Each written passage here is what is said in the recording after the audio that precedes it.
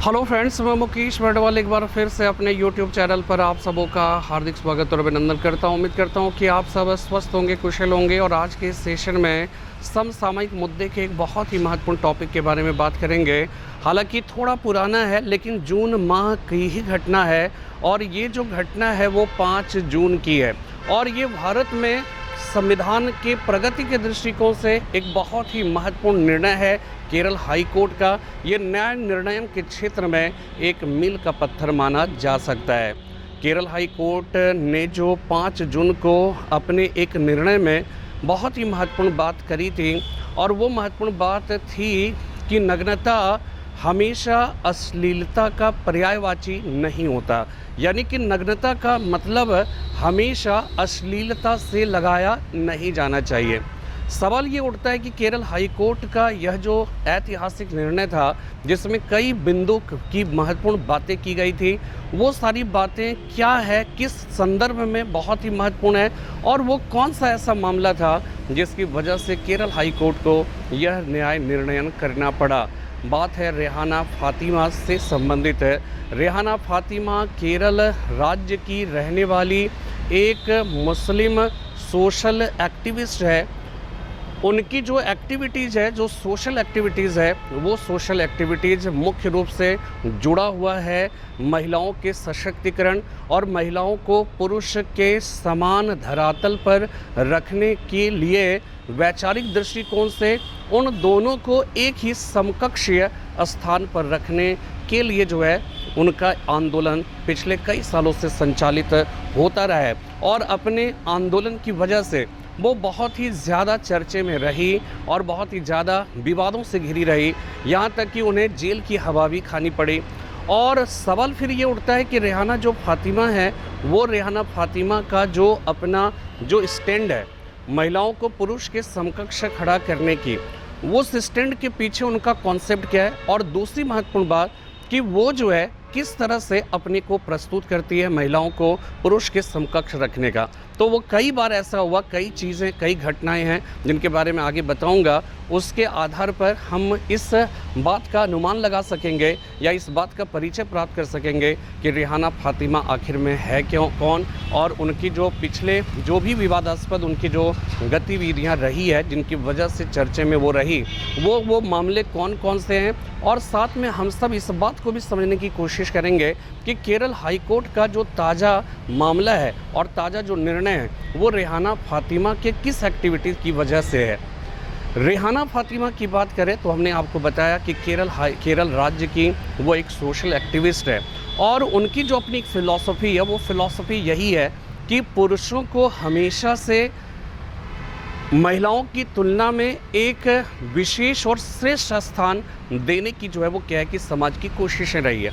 और पितृसत्तात्मक समाज में महिलाओं को वो सम्मान नहीं मिला जो उन्हें जो है मिलना चाहिए था। उनका ये कहना है कि महिलाओं की जो कह सकते हैं कि जिस नज़र से देखा जाता है, क्या उस नज़र से हम पुरुष को देखते हैं, या पुरुष जिस नज़र से महिला को देखते हैं, वास्तव में क्या वो सही है, क्या वो गलत है। इन सारी बातों का ही जो है एक तरह से उनका जो आंदोलन है, उस आंदोलन से उनका जो है वो क्या कि जुड़ाव रहा है। जैसे कि एग्जाम्पल के तौर पे आप समझिएगा कि जब सबरीमाला मंदिर का जब निर्णय आया था सुप्रीम कोर्ट के द्वारा, जिसमें रजस्वला जो महिलाएं हैं, उन महिलाओं को अयप्पा मंदिर में प्रवेश की जो है वो क्या है कि अनुमति प्रदान कर दी गई। तो जैसे ही प्रदान की गई सुप्रीम कोर्ट के द्वारा, सबरीमाला मंदिर में महिलाओं के प्रवेश की अनुमति जैसे ही प्रदान की गई, वैसे ही रेहाना फातिमा अपने कुछ सहयोगियों के साथ वो पहुंच गई केरल के सबरीमाला मंदिर में प्रवेश के लिए। हालांकि सुप्रीम पुलिस पहले से लगी हुई थी, वो उसमें प्रवेश नहीं पा सकी, लेकिन इस वजह से कहा जाता है कि मामले ने बहुत ही तुल पकड़ा। यहाँ तक कि केरल की जो मुस्लिम समाज है, उनकी एक परिषद ने रेहाना फातिमा को मुस्लिम समाज से उन्हें जो है हटा भी दिया। इसके बाद बल्कि इसके पहले अगर देखा जाए तो वो किस ऑफ लव आंदोलन से भी जुड़ी रही।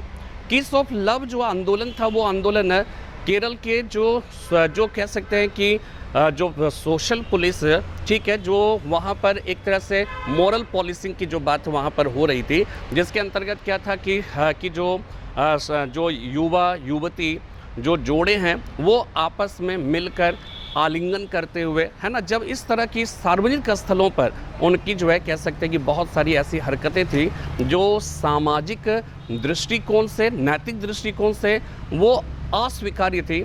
इस पर जो मोरल पॉलिसिंग केरल राज्य में जो लगाई गई, कहा जाता है कि उसका भी विरोध करने के लिए रेहाना फातिमा ने किस ऑफ लव आंदोलन से अपने आप को जोड़ी, जिनके साथ उनका जो लिव इन रिलेशनशिप के मनोज के श्रीधर, उनके साथ उन्होंने किस ऑफ लव आंदोलन से जुड़ी और साथ में जो है उन्होंने क्या किया कि उन्होंने सार्वजनिक तौर पे जो है उनको किस किया और उनकी जो है तस्वीरों को सोशल मीडिया पर अपलोड कर दिया।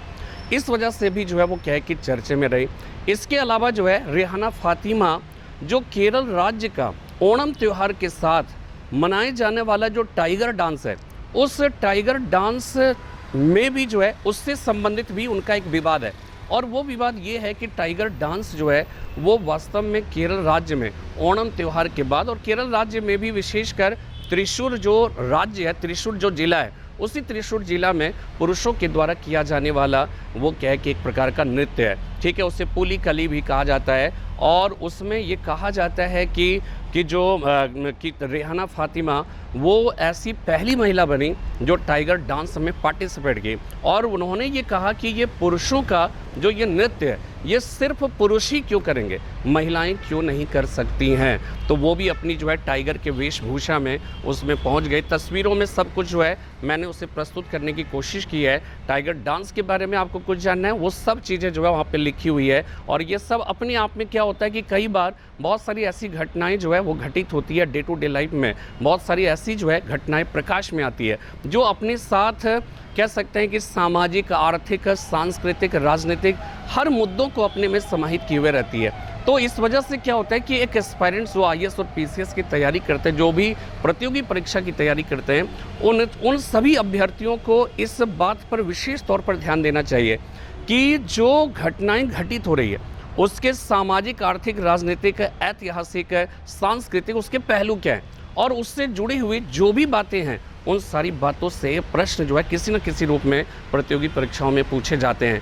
तो इस तरह से रेहाना फातिमा से जुड़ा हुआ जब मामला आया तो अपने आप में रेहाना फातिमा के संदर्भ में जो है खोजबीन होने लगी, उनके बारे में जानकारी हासिल करने की कोशिश होने लगी। और फिर इतनी सारे रिसर्च करने के बाद हमने ये पाया कि हमेशा से विवादों से उनका गहरा नाता रहा है। और निश्चित रूप से हम ये कह सकते हैं कि उन्होंने जो एक बीड़ा उठाया है कि महिलाओं को सशक्त करने का, उसे पुरुषों के समकक्ष खड़ा करने का, लेकिन उनका जो कह सकते हैं ये कोशिशें हैं अक्सर जो है वो क्या है कि विवादों के दायरे में आ जाता है भिन्न भिन्न कारणों से। अब वो विवाद कितना सही कितना गलत है, मैं इसके संदर्भ में कोई ओपिनियन नहीं दे रहा हूँ। आप सब व्यूवर्स पर ये सारी बातें मैं अपने छोड़ता चला जाता हूँ, आप सब उस पर विचार खुद करिए।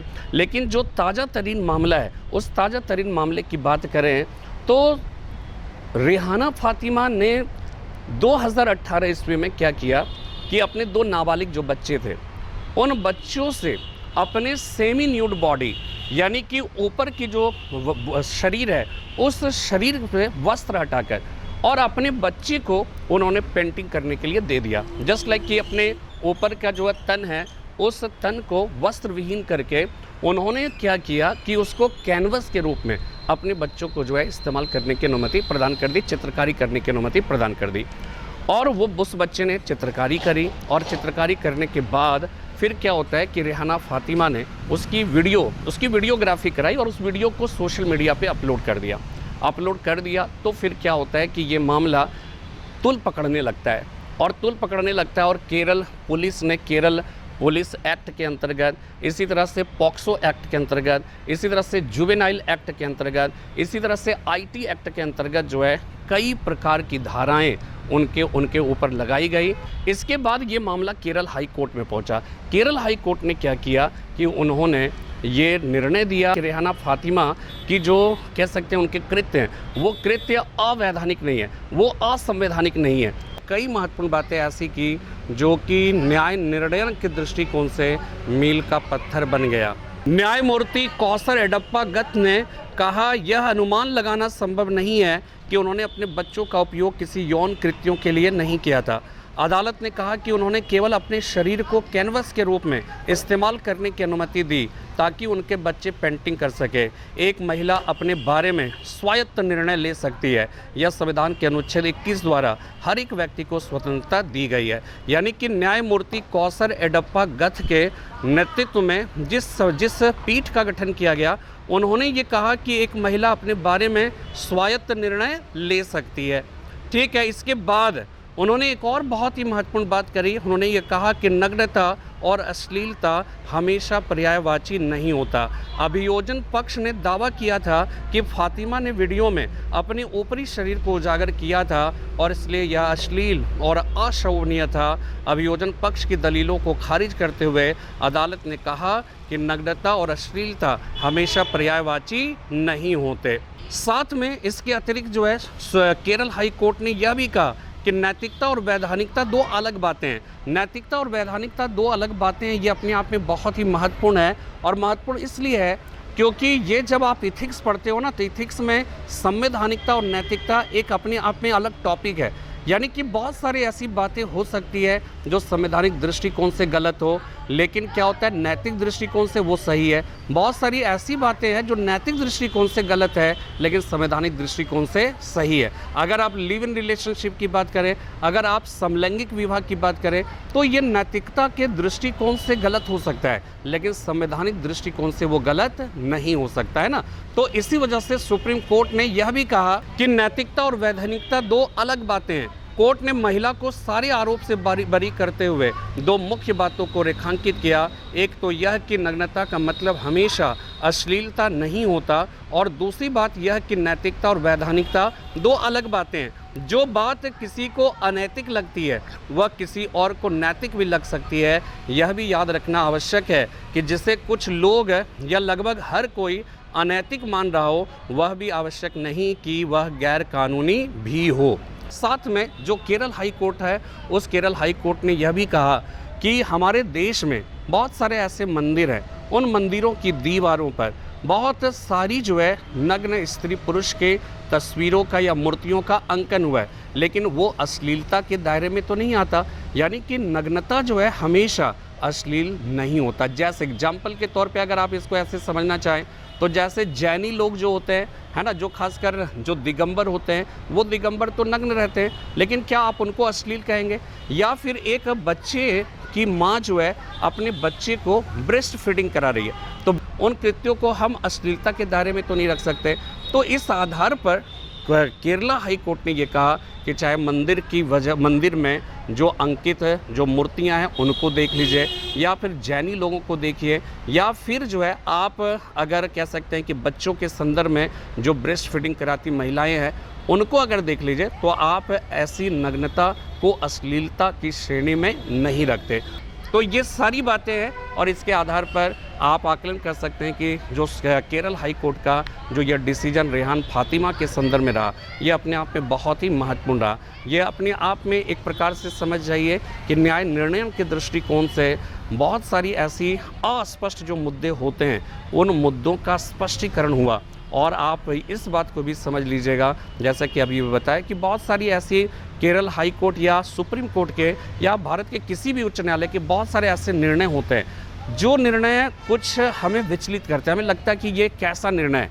लेकिन ये ध्यान रखिएगा कि सुप्रीम कोर्ट हो या केरल हाई कोर्ट हो, सब संविधान के दायरे में रहकर ही अपने निर्णय करते हैं, और संविधान जो कह रहा है वो कोई ज़रूरी नहीं कि नैतिक मापदंड पर वो खरा उतरता हो। जो बातें नैतिक रूप से सही नहीं है, संवैधानिक दृष्टिकोण से वह सही है, और यही केरल हाई कोर्ट ने कहने का प्रयास किया और रेहान फातिमा केस जो है वो जीत गई। हालांकि लोअर कोर्ट में प्रारंभ में उन्हें जो है हार मिली थी और वो कुछ परेशान हुई, लेकिन रेहान फातिमा को भी जो है मेरा एक सजेशन है, और वो सुझाव यही है कि वो जो भी बातें करते हैं उसको हमेशा विवाद में ही लाकर उसे जो है कह सकते हैं कि उसे प्रस्तुत करें, या अपनी जो महिला सशक्तिकरण का जो संघर्ष है, जो उनके फेमिनिज्म का जो कह सकते हैं कि जो आंदोलन है, वो विवादों से परे रहकर भी उसका बेहतर संचालन किया जा सकता है। रेहान फ़ातिमा को मेरी तरफ से यही सुझाव होगा और फ़िलहाल मैं आज अपनी वीडियो को यहीं समाप्त करता हूँ। आने वाले समय में फिर से किसी एक नए विषय के साथ उपस्थित होऊंगा। तब तक के लिए जय हिंद, जय भारत।